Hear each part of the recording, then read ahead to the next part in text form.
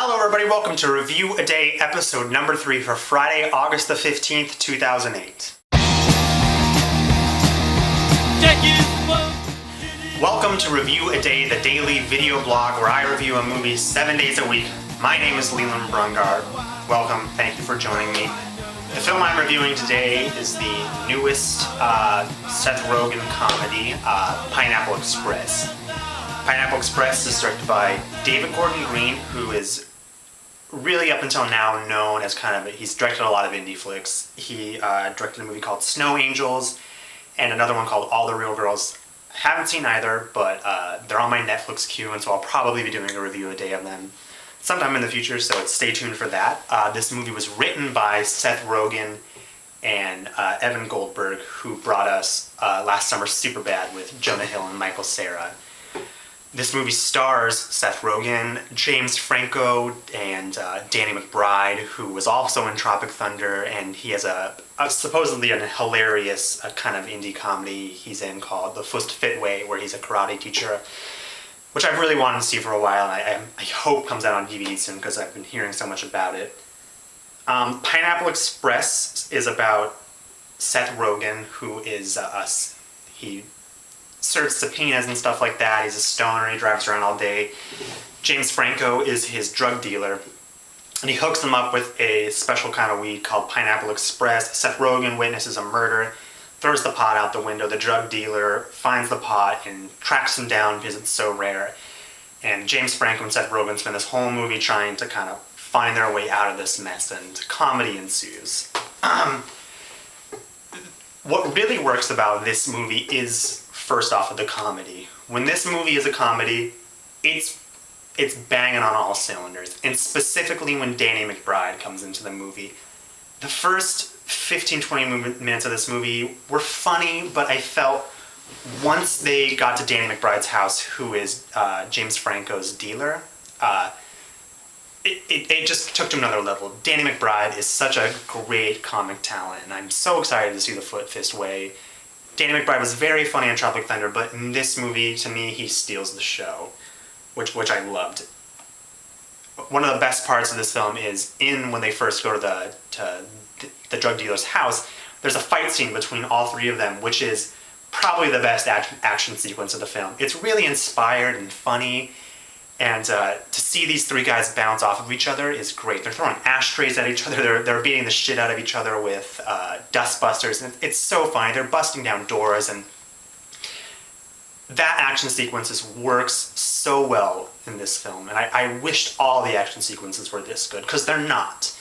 There's a car chase in the film, which is really funny and pretty interesting, but I wish I could say the rest about the final action sequence. I wish I could say the final action sequence was that good.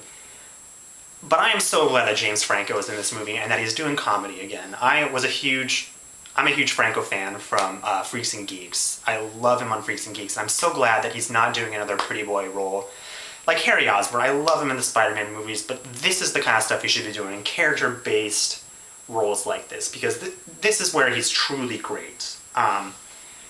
Like I said, the movie really falls apart for me at the end with the final action sequence.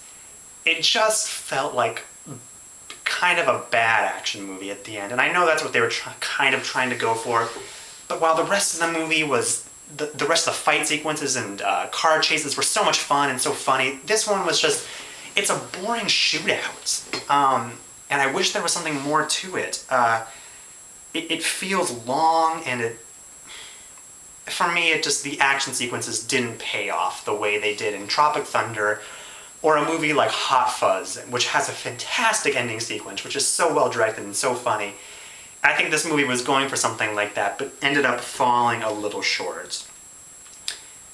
Even though I don't think this movie is 100% funny all the time, like I think Tropic Thunder was, it's an interesting movie. It's really well directed, and I think this is Seth Rogen's best performance, I think. And I'm not even a big Seth Rogen fan.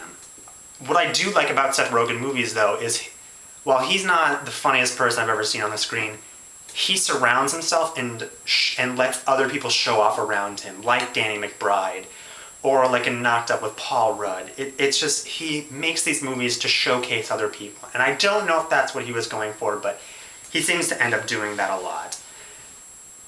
Do I recommend Pineapple Express?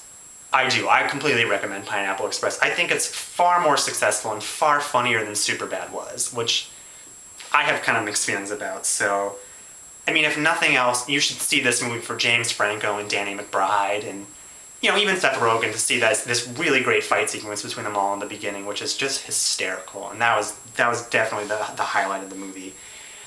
So, is this the best comedy of December? Does this dethrone Tropic Thunder as the best comedy of the summer? No. Tropic Thunder is the best comedy of the summer.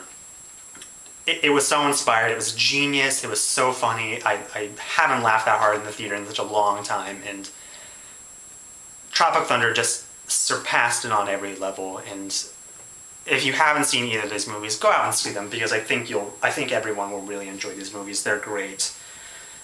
So the next movie I'm reviewing will be tomorrow. I'm going to be seeing Vicky Cristina Barcelona, which is the newest Woody Allen movie. I'm pretty excited about it. I have mixed feelings about how I think it's going to be, but I'll probably be seeing that tomorrow and reviewing it. If not, it'll be a surprise, and we'll see what I've got for you.